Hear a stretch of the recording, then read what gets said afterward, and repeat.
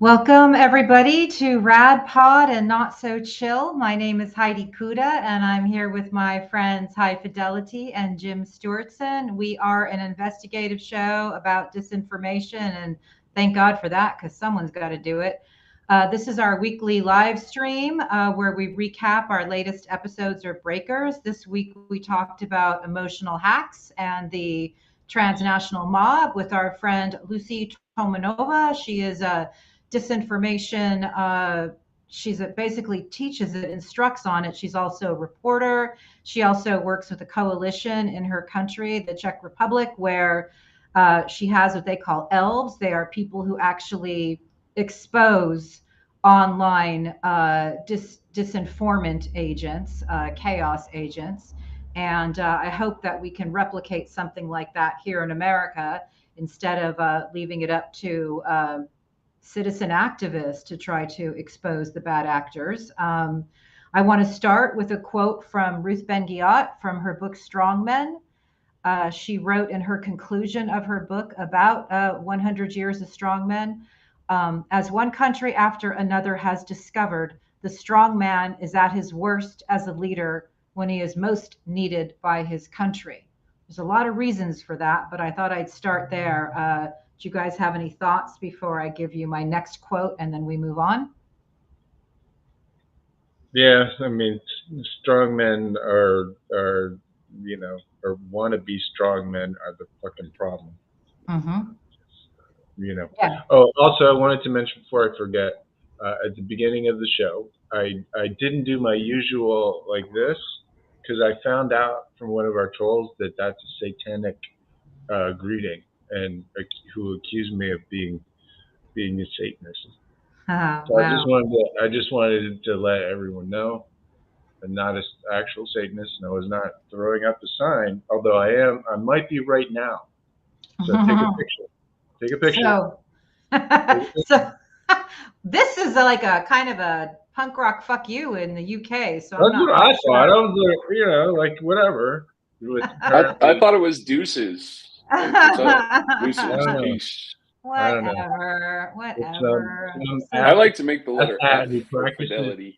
Black Magic said that this is satanic. I'm only making fun of him because he's a fucking stalker. Yeah, I understand, Jim. By black magic, do you mean coordinated harassment? Because that's what most black magic is. Yeah. Well, yes, they dressed it up. They're like, ooh, let's have a seance. But what we're gonna do is teach you how to tweet really mean shit about people. Yeah, nicely done. But they call them spells. I'm casting spells by you know, calling you names 24 hours a day. Yeah. Anyway, I just thought that was what a world. Yeah. Well, thank you for that. Clear the air. Yeah. That I may or may not be a Satanist. Oh my God. Oh my God. Is it Halloween yet? Is that what's going on? Okay. Well, it's Friday the 13th tomorrow. Okay. Close enough. So I want to also quote Timothy Snyder. When the going gets rough, I always go right to Jason Stanley, Ruth Ben-Ghiat, Tim Snyder, among others. And in one of Tim Snyder's latest Substacks, he wrote that terror can be a weapon of the weak designed to get the strong to use their strength against themselves. Terrorists know what they are going to do and have an idea what will follow. They mean to create an emotional situation where self-destructive action seems like the urgent and only choice. Figured I'd start there, guys, because a lot of that going on right now. Yeah. Yeah, so I've been looking, really hard at this situation. It's very disturbing on a number of fronts, and it's sadly far more complicated, both simpler and more complicated than people want to make it. There's a moral simplicity that you can draw from this, but a lot of people are using it as usual as an ideological or political football. As a little background, I am not Jewish, but half of my family is. My grandparents came over 100 years ago because they were forced out of Russia in the pogroms. Um, so I'm, familiar with what happens when Jews are scapegoated. What happened by Hamas was intentionally Nazi level, Holocaust level, was intentionally that savage. And for me, the important question is to ask why, right?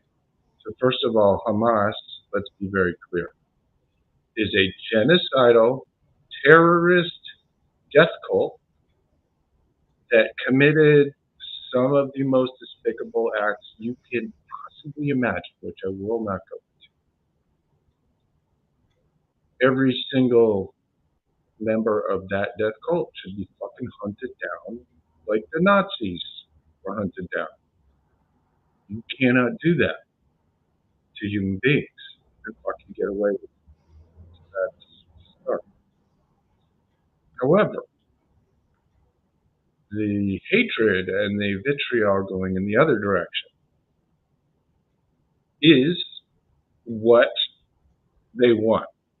And by they, I mean both Hamas, obviously, they knew exactly what reaction they were going to get, and a lot of other people who want you to hate Muslims uh, as well as a broad group.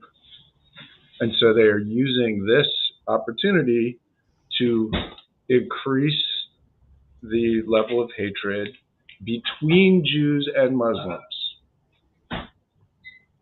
There's no apologizing for, Hamas going on here. Like I said, I want them hunted down and every single one of them brought to the sort of justice they deserve. But I do not. It is not. You can hold more than one thought in your head. Another thought you should hold in your head is that if crimes are committed in Gaza, war crimes, if people are suffer and are traumatized because they're being punished for the crimes of a death cult, that is also immoral and wrong. And it is okay to have both of those thoughts in your head at the same time. It's very important to me that we as a community of thinking people do not get manipulated. The other, and I'm going to land my plane in a second here, but the other very deeply concerning thing that feeds into this for me is that Benjamin Netanyahu, as was confirmed by the Israeli government and the American government, was warned 10 days before and 3 days before by the Egyptian government that there was going to be a horrific, widespread attack by Hamas. And nothing was done. Hamas has been enabled by Netanyahu's Likud party for years now. I am deeply concerned that there's there's a Trump at the head of Israel who is helping to create a holy war, to create a World War III of the type that Mike Flynn and his allies have been trying to foment for many years. So my concern here is we cannot pile immoral hate on top of immoral hate and expect things to get better. Again, we cannot either let people who commit atrocities go free. It's very important that people get accountability, including and especially Hamas.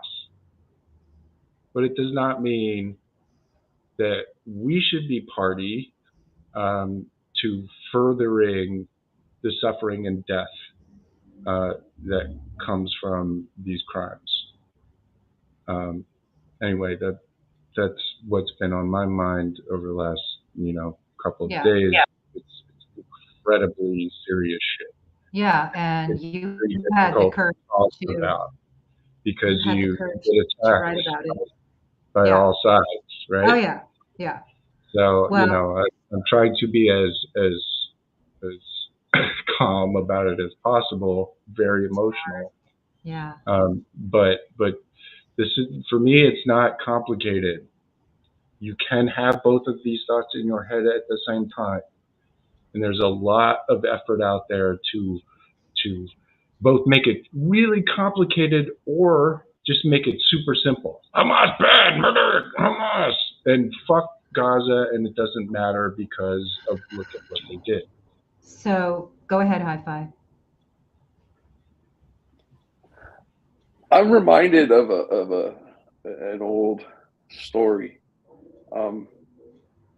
It's about the goddess Eris, Eris, the goddess of discord. And there was this prince, and he was supposed to go to this feast and pick out the most beautiful woman to be his bride, but he didn't know how to pick out the most beautiful. So Eris said, "Oh, I'll take care of it." And she created this golden apple, and on it was written the word Kalisti, which is meant like for the most beautiful. And she threw it into the feast.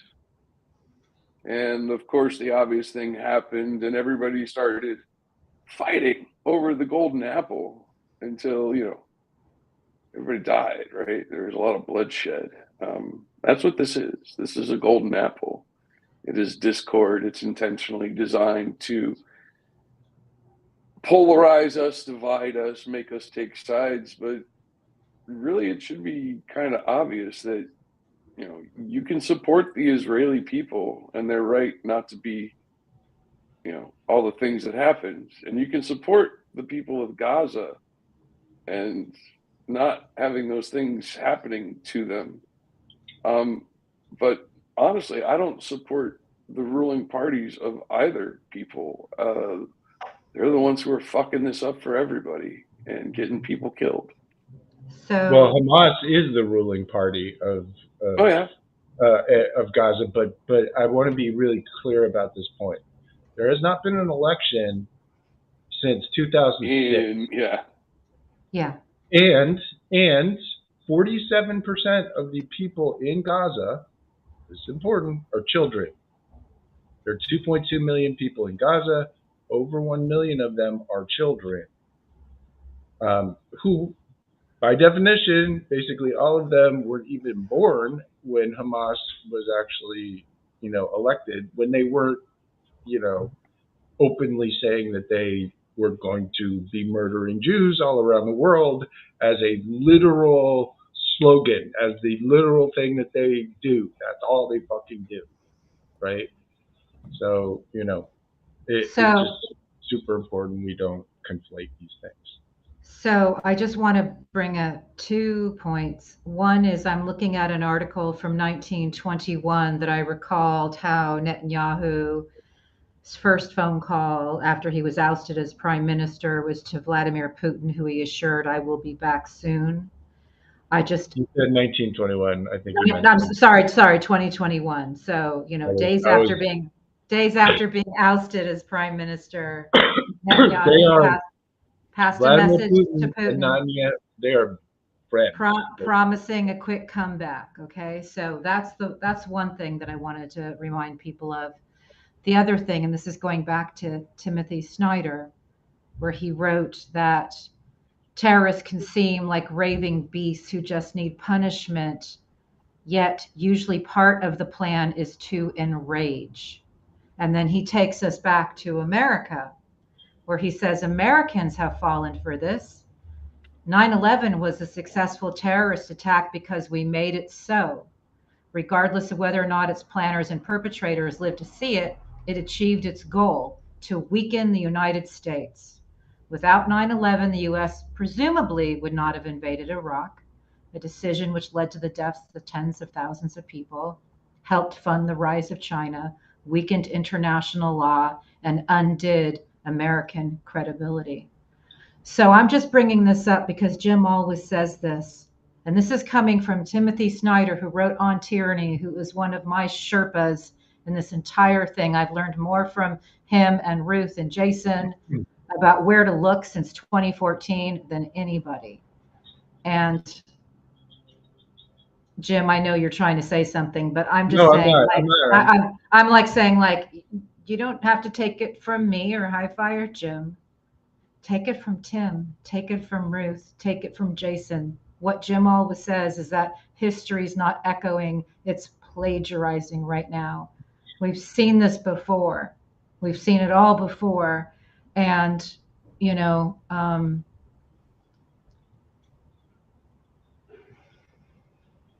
I need to go back to our first episode with Dave Troy. You guys remember what we talked about with Dave Troy? Yeah. You mean crypto? Yeah. What in the actual? So yeah, I looked into that shit. $134 million. Let me repeat that. In the last 2 years, that we know of, that the Wall Street Journal was willing to print, $134 million in anonymous cryptocurrency went to 3 groups. PIJ, I think, is the correct. It shows the Hamas and Hezbollah. 41 million of it went directly to Hamas in the last 2 years. $41 million in crypto went to Hamas. We have no idea where, who that came from, but we know a lot about the kind of people who do use cryptocurrency. Exactly the kind of people we've been talking about. And if I had the button, I would push Peter Thiel moment right now. Oh, hi. Thanks for checking in. I'm still a piece of garbage. Sorry. But listen, how, and this may sound a little bit off, but it's really not. Who started cryptocurrency? The PayPal Mafia. Who are the PayPal Mafia?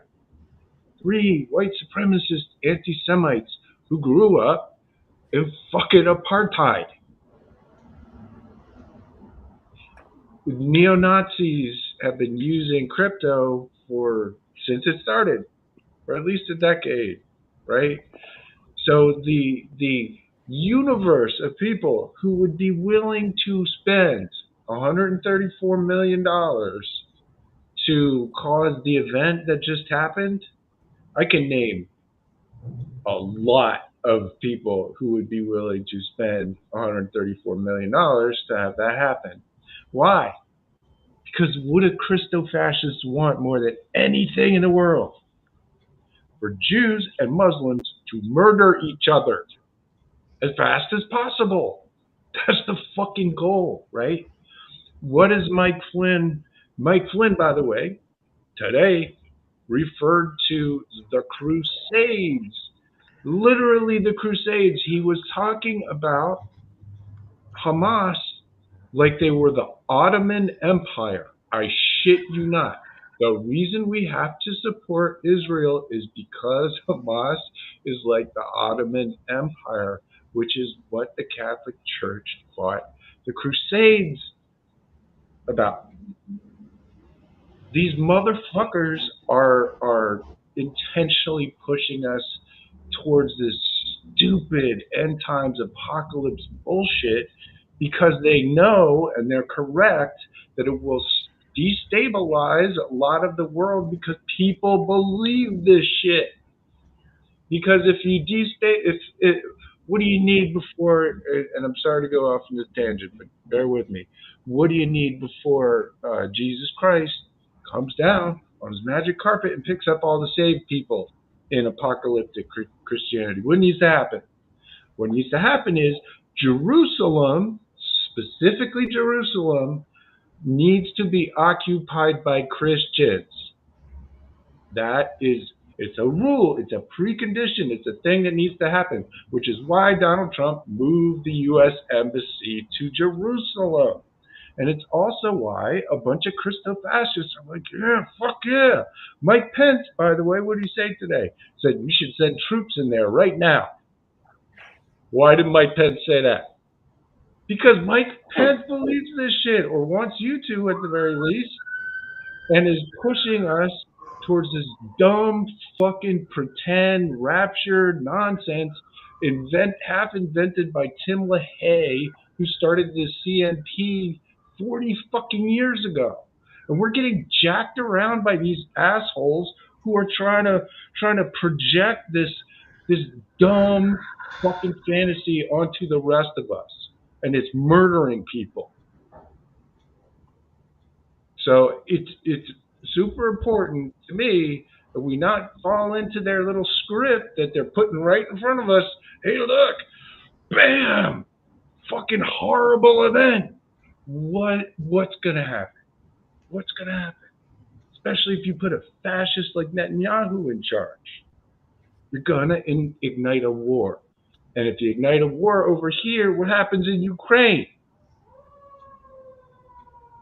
We forget about it. It's already happening. And who funds Iran? Who met with Hamas 6 months before this happened? Guess. Vladimir fucking Putin. Yes. He invited Hamas to fucking Moscow 6 months before this happened, which is just about the right amount of time to train for a massive mission like this with thousands of people that no one somehow in the entire fucking Israeli military saw coming. Even though there was warnings. There's a lot going on with this thing, but again, I want to be super clear. Hamas, there's no fucking excuse. If you're in Hamas and you did that fucking shit, you deserve to die. Fuck you. And anyone supports them. Fuck you. But it does not mean that we should be thrown down the fucking rabbit hole with these nut jobs who believe, nonsense cooked up in the wilds of the right wing.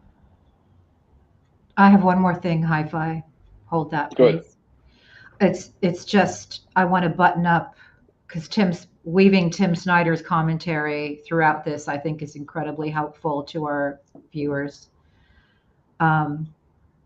In this report, he wrote that a terrorist provokes a state in order to generate so much suffering among his own people that they will take the terrorist side indefinitely. So just looking at this from every different side based on history and what we know about quote unquote strongmen, the people of Israel have been protesting Netanyahu for 39 weeks in the streets. He's corrupt. Well, what did Netanyahu do right before this? He tried to seize power from the Supreme Court and put it in his own pocket. Yeah. Right? So, does that sound fucking familiar? Yeah. What happened to our Supreme Court? Same Yeah. goddamn thing. He tried to do it literally by fiat, and Yeah. and the one good thing is that he's probably not going to get that shit pushed through anytime soon. But what do fascists always do when they need to consolidate power, when they feel their grip weakening? Well, they start a war. They do. They start a fucking war. They Yeah. create a conflict. They do the Reichstag fire. They do all kinds of shit. Apartment They're bombings. evil. Apartment bombings. Yes.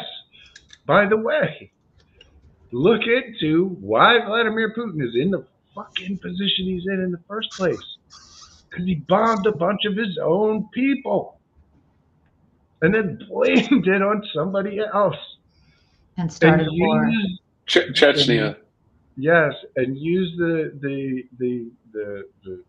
that bounce that he gets to be a strong man who's going to go after the Chechens, pushed him into power, and he never fucking stopped.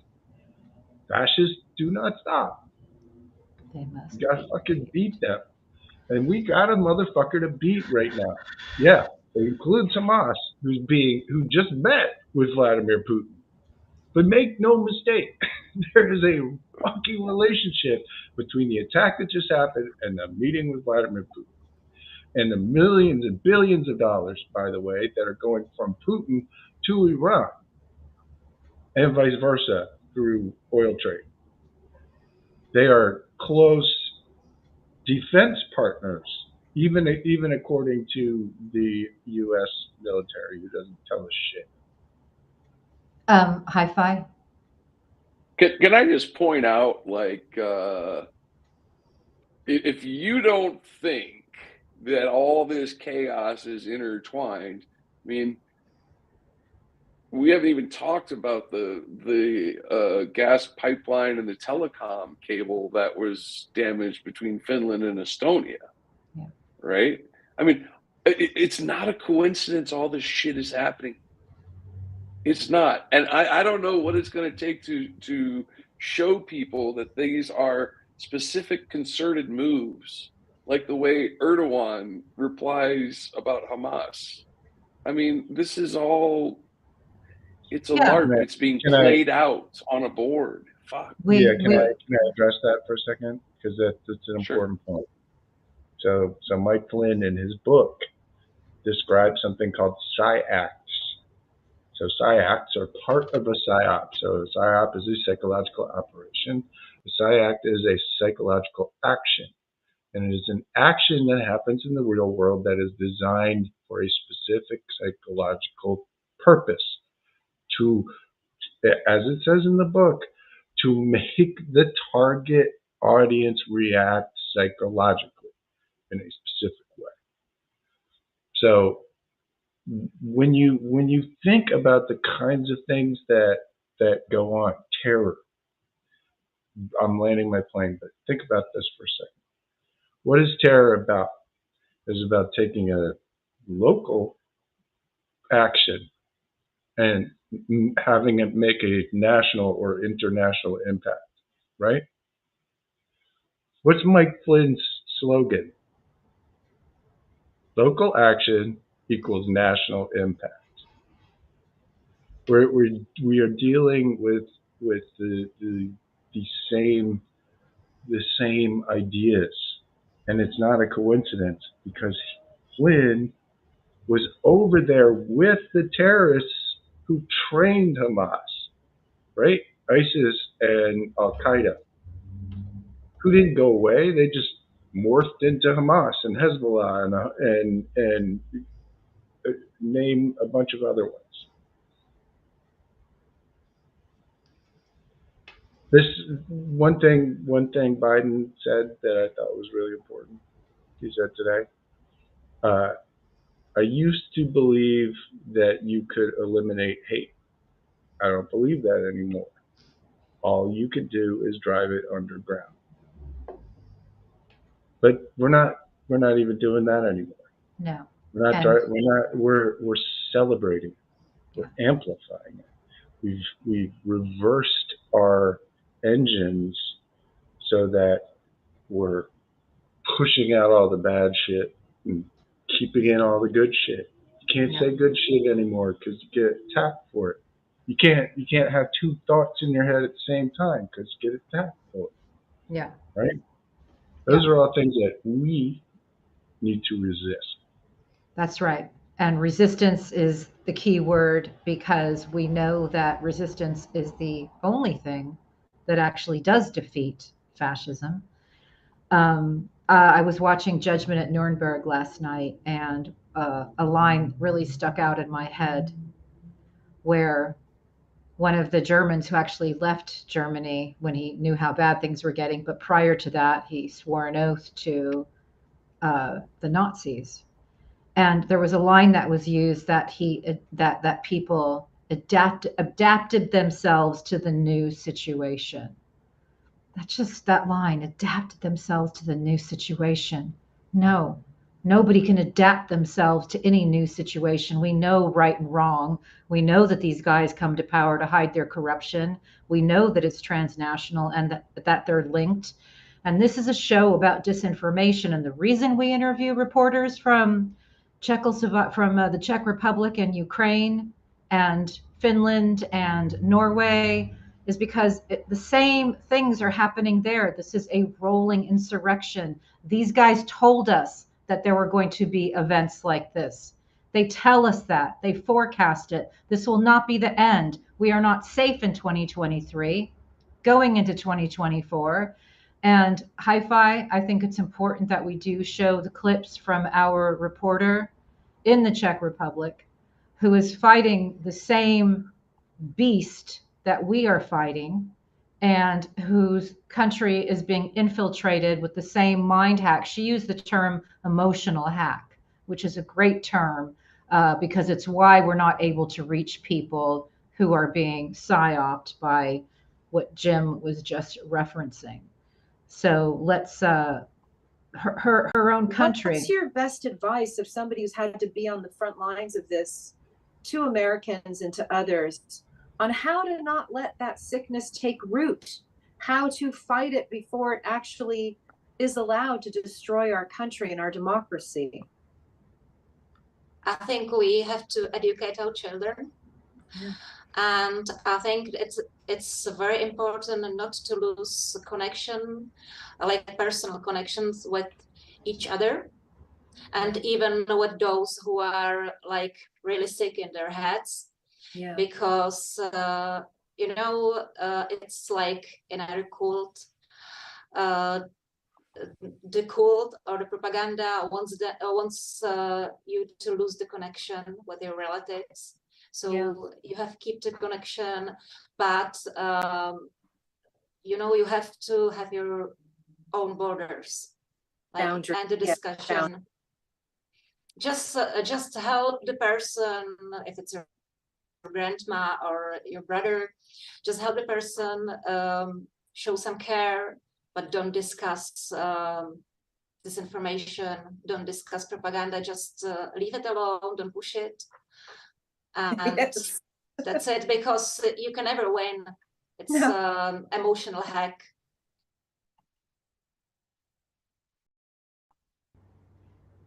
So, emotional hack. And of course, what just happened in the last few days is the exact type of wedge issue that will be used to emotionally hack millions of people. And it's already happening. Yes, Jim. It's also, speaking of emotional hacks, one thing that they did was create as much trauma propaganda as they could, right? As much footage of the worst things you can imagine, involving children especially, right? And I watched today as MSNBC, I think, did a reasonably okay kind of try and get around it by saying, here, we're going to show you something very briefly that was extremely bad, but you have some time to get out of the room. At a minimum, at least that's good practice. But if you look around Twitter, or much less fucking Telegram, it is just a bloodbath, and that's intentional, right? So I just want to. This is a warning for people, and I apologize if you've heard this, but traumatic video is one of the most effective ways of indoctrinating people into cults, especially violent death cults. Yeah. ISIS, Al-Qaeda, Hamas, Hezbollah, they all use traumatic video of people dying, and then they blame the infidel. They say it's the Jews who did it, or the United States, or whoever their target is in that moment. But they do the same thing. And again, who learned these techniques? All of these ex-military guys that are currently aligning with Flynn and his network to spread all of the traumatic propaganda we've seen about, Antifa and BLM and all of the just bullshit but violent, trauma porn that we've seen. Throw on top of that the QAnon videos, the Pizzagate propaganda with child abuse. These are all vectors. So you need to protect yourself from unwanted exposure. I am not saying that these things should be censored. What I am saying is people should not be exposed to them without their permission or knowledge, because they're weapons. They're dangerous. Yeah. Literally dangerous. When your brain is presented with trauma that it cannot internalize appropriately, it literally splits off, it dissociates. And those are, when that happens, you create a vulnerability in someone that you can fill with a solution, like Donald Trump is going to save the children, or you have to strap a bomb on and go murder the infidel. So Ruth said a few weeks ago, before the horror of this weekend, that for us all to be paying attention to the narrative that was going to come out of Putin's GOP, which is maybe we should stop sending money to Ukraine and secure the border instead from the criminal invaders. And you saw this happening. And so I went on Twitter and started searching keywords. I found dozens, then hundreds of these accounts, often faceless, often born yesterday, sometimes from GOP politicians. I think we should stop sending money to Ukraine and use that to secure the border, over and over and over and over again, because we knew that that was going to be the narrative coming into 2024. But we also send it to Israel, right? Or send it to Israel. So now, and who said that first? Who said that first? Josh fucking Hawley. And who is Josh Hawley about? Oh, hi. Thanks for checking in. I'm still a piece of garbage. I never get tired of Hi-Fi getting fired up. Solid. That was so solid. Unexpected in 3 different ways. We can man. we'll do the post-moment analysis later. All I gotta say though, go ahead. this is incredible. Like I knew this was going to be a difficult show, and I'm really proud of how we're carrying it so far, because this so far is probably the hardest episode that we've had to deliver live, and likely the most important. But I do want to say, and we're going to be talking about this in our upcoming episode of Radicalized. Here's just a headline from yesterday. Europe gives Elon Musk 24 hours to respond about Israel-Hamas war, misinformation, and violence on X, formerly Twitter. And that's important, because I wrote a year ago that Musk was running the Twitter operation and that it was going to be used as a Russian propaganda outlet. He was already passing messages for, according to Fiona Hill, for Putin. And we've seen evidence and evidence and evidence. Now headlines have been taken away. The integrity of the blue check's been taken away. as flimsy as it was still something. And so now, of course, this site, is being told by the EU, which has stricter rules in place now, that they got to do something about disinformation. And I'm sure that you guys have seen Musk's response to this, but what say you about this? I'm sorry, but I'm taken aback because Elmo has a new fan, a big fan, Alexander Dugin. Oh yes, I saw that. Alexander Dugin put up a big sci-fi picture with Musk in front and said maybe Musk is the new leader of multipolarity.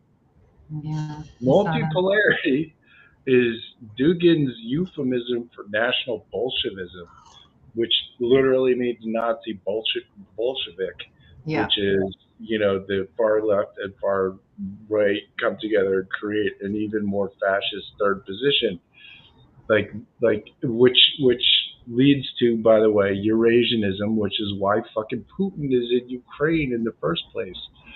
So it's just astonishing to see still our feckless media, Yeah. after God knows how many articles you've written and I've written and Yeah. everybody's fucking written, Yeah. and they still treat him like the brash young entrepreneur who just has a little bit of a Nazi problem. They didn't even say that. It's still like Jim, his mismanagement. That's the one that kills me. Musk's mismanagement of Twitter. Okay, Yeah, like what more do you need? Every literal thing he's ever done on this whole fucking. Here's the thing that kills me. I have to say something. He took the headlines off of articles so that you can't tell if it's a fucking picture or an article. And even if you guess that it's an article, you don't know what it says because some asshat can tell you anything. It is the most comical chaos op, dumb fucking shit I've ever seen. I did an informal poll and I got 97% on bring us fucking headlines back, dude. But he's not gonna do that because he wants to fuzz out information. He wants to make everything the same. He wants to, which is what these fucking fascists do. They disinform. They turn everybody into the huddled masses. The great thing that those people get to manipulate. That's what they think. Fuck them. Fuck that. I'm tired of these assholes jacking us around. Just in my unmusked report, I showed all the countries historically who've intentionally set out to kill communications. And he's been doing this note for note. Why I find this not remotely funny is because of all the examples of throughout history where rules were changed to suit the strong men. Putin comes to power, makes it impossible to prosecute a sitting president. Berlusconi changed all the rules in Italy in order to favor his unique criminality. So people are like, well, thank God he'll never be president because he wasn't born here. Well, it just depends on, who's in power at the time, changing which laws and what Supreme Court will rubber stamp it. And back to Judgment at Nuremberg, the film that I was watching with this incredible cast was based on the prosecution of 4 judges in 1948. It's the judges that can co-sign on the monsters and the monster moves and can, enact and rubber stamp these laws by monsters. And again, what's so chilling is that sometimes monsters are just normal, who just adapt to the situation. So I feel like we are already we're already at fascism's door. And what are we doing if we're not in the streets protesting? Look at the Speaker of the House. Look at Tommy Tuberville's actions. What are we doing if we're not in the streets? We can't rage against the Twitter machine and expect to save our democracy. As Jeff Charlotte says, we have to be doing everything. And I feel like we're not doing anywhere near enough. Can I just point out that Elmo has like way more influence than the president of the United States does in any given day? And I'm sorry to say that, but you know, Joe says something. You know, some people on TV maybe see it on MSNBC. If he tweets, maybe he gets a couple 100,000 views or something like that. Elmo, speaking of changing the rules, and this is why I want to go back, this is how it connects. You change the rules so that literally, like, I'm following him. I didn't fucking follow you, dick. Why am I following you? Like, all the tweets, like, he's got 160 million followers. He engineered it. He engineered all of this to change the rules because he's a fucking genocidal dictator in his own way. And what you said is important. It's not funny. Because even though he's there on Mars, guess why he's on Mars in that picture? It's because he believes Russian cosmism. Literally. He said it out loud. He's a big fan of Tsiolkovsky, who believed that eugenics had to be widely implemented. He believed that you had to have, and this is important, as many babies as possible. And then you needed to cull all the bad ones, overpopulate the Earth, and go to Mars and be multiplanetary. That's what they said, the Russian cosmos, 100 years ago. So if you've been paying any attention at all to Elmo, you will notice he wants you to have as many babies as possible. He plans on moving to Mars. He is a white supremacist motherfucker who is mostly worried about white genocide, whatever the fuck that is. And, you know, constantly just platforms fucking Scott Adams and Kanye and whatever other racist Nazi motherfucker you could think of. The worst. It's not hidden. None of it's hidden. Not hidden. PayPal Mafia, apartheid. Here's, I'll lay my plan right here.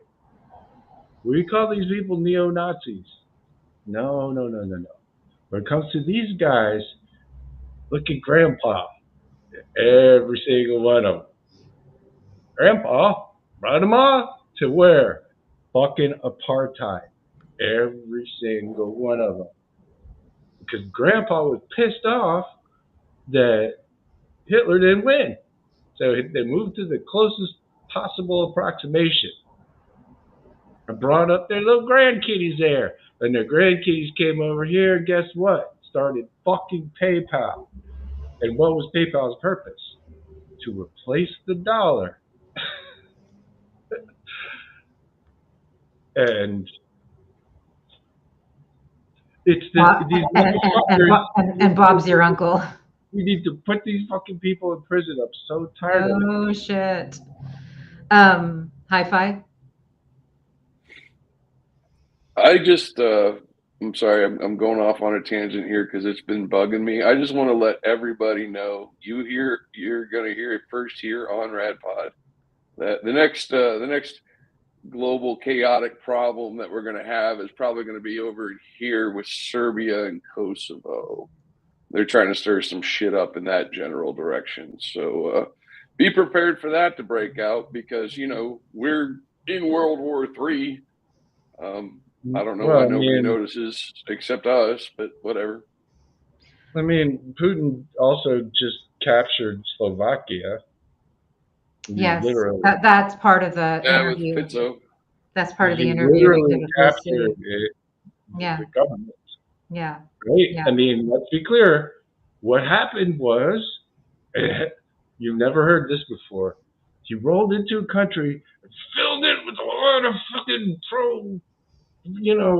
pro-Putin fascist shit, and turn the election to this pro-Putin fascist motherfucker that is going to, try and blow a hole in every agreement that country is in, which is a lot.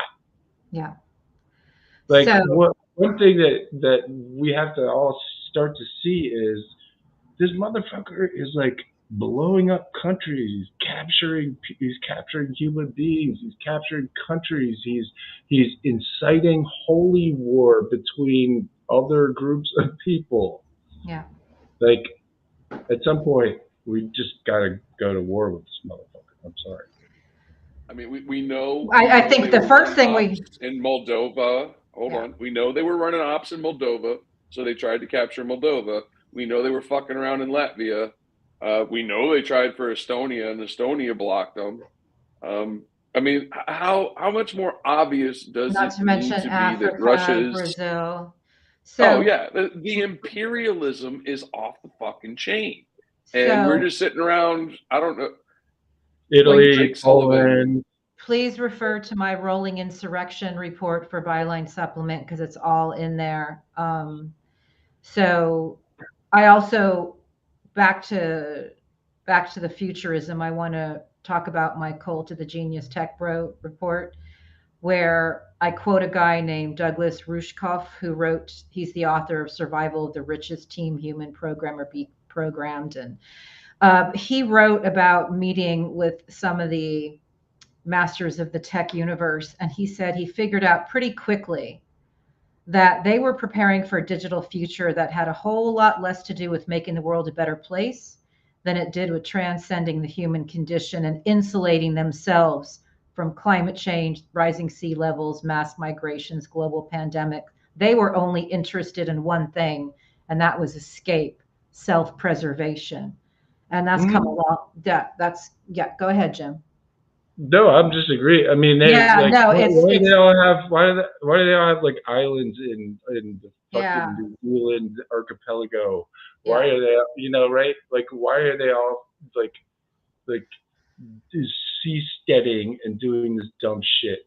Because they believe that the chaos that's coming in various different modalities is good for them, right? They either think it's Jesus is coming, or if you're Steve Bannon, you think it's the Kali Yuga. That's his whole jam, which is a whole Nazi fucking thing, and like all. But you get down to it, or you go to the anarchists, the libertarians.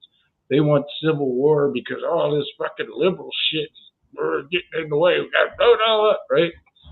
Like we're getting played to destroy ourselves so that some other motherfuckers could rebuild it in their own image, and again. I am too. My last line in that report was, "Let's combat this hateful darkness in a sweeping new deal that ensures the cult of the tech bro genius no longer has the power to sabotage our world." That's what's happening. Our world is being sabotaged because we created these imaginary gods and bowed to them, and they're not real. They took other people's ideas, manipulated them, and created shit like cryptocurrency that you can't trace, so that you could pass $134 million to fucking Hamas to murder over 1,000 Jews. Which brings us to back to our disinformation, because that's exactly right, Jim, and that's exactly where we are. Do we have one or two more clips from Lucy? Because this all is part of the same frickin' war. I think like really, really systematic destruction of a party that was called Pirate Party. That is quite liberal, like very openly liberal. And the party was destroyed and in the elections, I think by trolls, botnets, and like this. Wow. And so they lose. Wow. And the other parties were quite happy about it. but it's like really stupid because they can be next and they will be next. She's specifically talking about a liberal party that was destroyed by a hybrid warfare in the Czech Republic, and the other parties rejoicing, not realizing they can be next. That's an incredible metaphor for everything. Yeah. Well, yeah, we've discussed this, how all these, big corporations teaming up with fascists. Oh, it's going to be great for us. They're going to take care of the business. Just want to remind them all that the fascists tend to take their business and give it to their friends. And will. So see how that And works out will. for you, bud, if you let it keep it going. Yeah. So one of the things Lucy's working on is AI curriculum for children. And do we have that clip as well? Because that might be a good place to end it. Yeah, but I want the final word. Just Oh, go for it. Okay, well. So we want to make a curriculum in the same way that South Korea has about using artificial intelligence in education and about educating people, mostly teachers and children, how to safely use AI, how to understand those algorithms, because either you use the technology or the technology uses you. Isn't she amazing? Yeah, I mean, that's really, the whole AI thing is really important. There's a reason why Mike Flynn wrote a fake book on it, because it's important, because he's trying to, use it. It will be weaponized, like everything else. It is being weaponized. Yeah. Yeah. Well, Roger Stone thinks he can have a documentary made about himself and then get up and said, "Oh, I didn't say those things." That's obviously the danger, but that was the funniest thing I've ever seen. Yeah, it was pretty great. Roger, for like a week, was convinced that he could, get the cult to believe that this thousands of hours of footage was somehow created by AI, and they had, oh my God, fucking criminal. So, hi-fi, final word. What's on your mind? So there is a darkness rising across the globe, right? I think we've all seen it. We've in the streets, in the bombings, in Ukraine, Israel, Gaza, everywhere.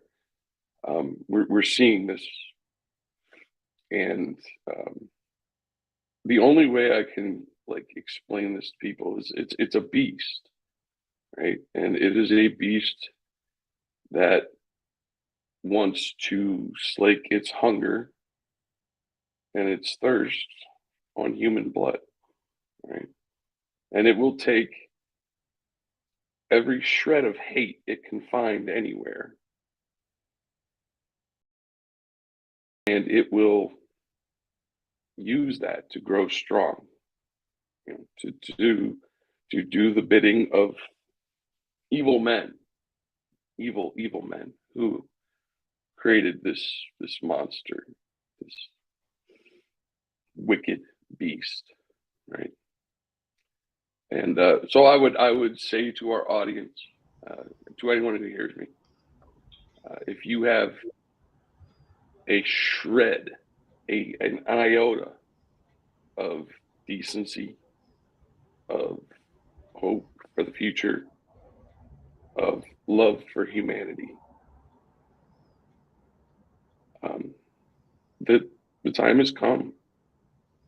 Now is upon us, right? This is the overwhelming imperative of our lifetimes, right? If we fail in this generational challenge, then the beast will have our blood and our children's blood, and your friends and your neighbors and your loved ones across the globe are going to be enslaved to dark fucking service. So I'm gonna ask you tonight, what are you gonna do? Just welcome to World War III.